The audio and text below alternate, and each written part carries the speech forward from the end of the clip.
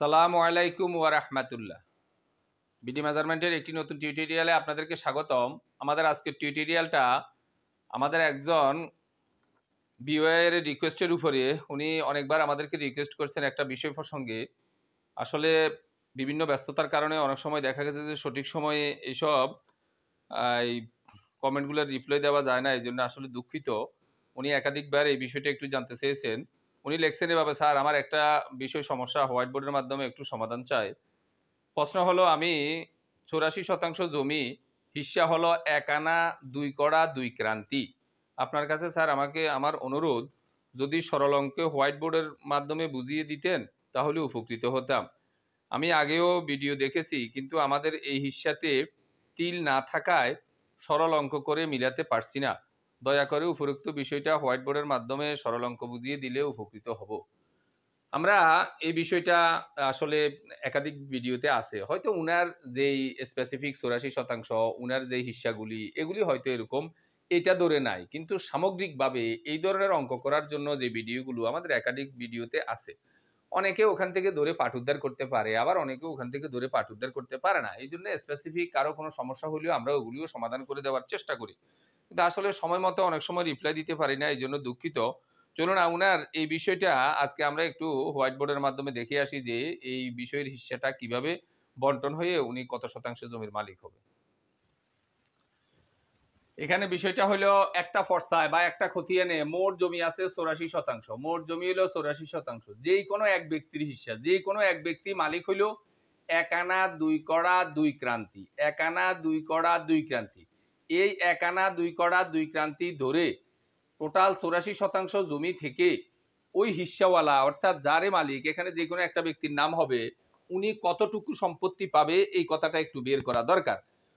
এখানে উনি যে জিনিসটা আমাদেরকে সবচাইতে বেশি বুঝাইতে চাইছে সেটা হলো, আসলে এখানে তিল না থাকাতে, তিল পর্যন্ত না থাকাতে উনি একটু বাইর করতে পারতেছেন না। এই জন্য দেখা গেছে যে এখানে আমাদের যেই কাজটা এক নম্বরে করতে হবে, এখানে যে এই যে আনা, কড়া, এরপরে ক্রান্তি আছে, এই সবগুলাকে সবচাইতে ছোট যে অংশ, ক্ষুদ্রতম যে অংশ, এটাতে সবগুলাকে নিয়ে যেতে হবে।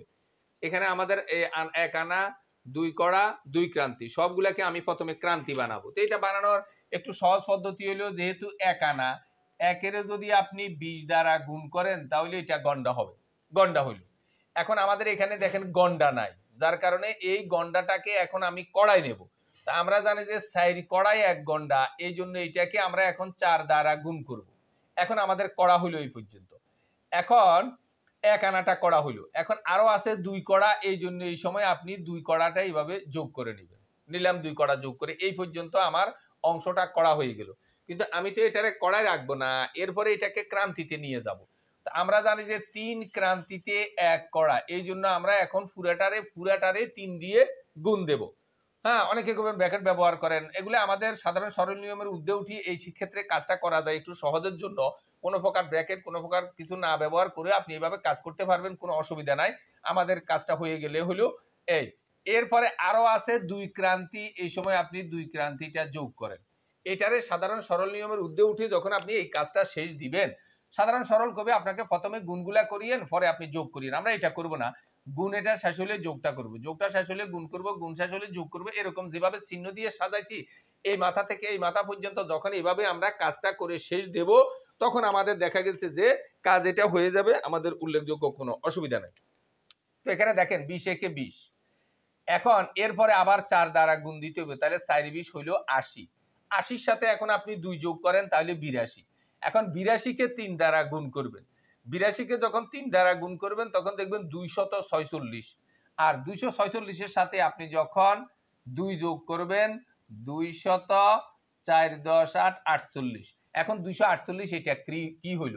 এটা হইল ক্রান্তি। যেহেতু শেষটা আমাদের ক্রান্তি, এখন আমরা এখানে লিখতে পারি যে 248 ক্রান্তি। অর্থাৎ এখানে একটা জিনিস খেয়াল করেন, যেই ব্যক্তি, অর্থাৎ যারই XY Z যাই হোক না কেন, যেই ব্যক্তি এই হিস্সাটার মালিক, সেটা হলো উনি 1 আনা 2 কড়া 2 ক্রান্তির মালিক। এই কথার অর্থ হইল উনি 248 ক্রান্তির মালিক। এখন 16 আনার হিস্সার একটা সূত্র আছে, যেটা আমরা আমাদের লেকচার শিটেরও এরকম 86 নাম্বার পেজের মধ্যে দেখাইছি, অনেকগুলো ভিডিওতে এরকম বলছি। এখন 16 আনা সমান একটা সূত্র আপনাকে মুখস্থ রাখতে হবে, যে সূত্রটা দেখা গেছে যে 16 আনা সমান 3840 ক্রান্তি, 16 আনা সমান 3840 ক্রান্তি। এটা আর জানবেন যে আমরা জানি 16 আনা সমান 3840 ক্রান্তি। এই কথাটা কিন্তু আমাদের মুখস্থ থাকতে হবে। 16 আনা সমান 3840 ক্রান্তি। এখন আমরা দেখা গেছে যে যেহেতু 84% বলতে পারি, সুতরাং জমি পাবে। এই কথা কইয়া আমরা এখন 84% থেকে এই অংশটা আমরা এখন বের করব। এখন আমরা বলতে পারি যে জমি পাবে 84 এর, যেহেতু টোটাল 84% ছিল এই জন্য 84 এর 3840 ভাগের, আর উনার ভাগ হইল এখন 248। 84 এর অর্থাৎ 84% এর 3840 ভাগের উনার ভাগ হইল 240। এখন এর কাজ আপনারা জানেন, উপরে উপরে গুণ করে নিচেরটা দিয়ে ভাগ দেব। তাহলে আমি 84 এবং 248 গুণ করব, আর দেখা গেছে যে আমরা 3840 দ্বারা ভাগ করব। তাহলে উনার অংশটা হয় 5.43%। 84 এবং 248 যখন গুণ করছি 3840 দ্বারা ভাগ করছি 5.43, অর্থাৎ 84% থেকে 1 আনা 2 কড়া 2 ক্রান্তি, এই হিস্সাটা অনুযায়ী উনি পাবে 5.43%। আশা করি বিষয়টা বুঝতে পারছেন। কোন অংশ না বুঝলে আবারও আমাদেরকে কমেন্ট করলে আমরা জবাব দেওয়ার চেষ্টা করব ইনশাআল্লাহ। ভিডিওটি ভালো লাগলে লাইক, কমেন্ট এবং শেয়ার করবেন। ধারাবাহিক ভিডিওগুলো দেখার জন্য চ্যানেলটাকে সাবস্ক্রাইব করবেন। এই আশাবাদ ব্যক্ত রেখে আমাদের আজকের ভিডিওটা এখানে শেষ করছি। আল্লাহ হাফেজ।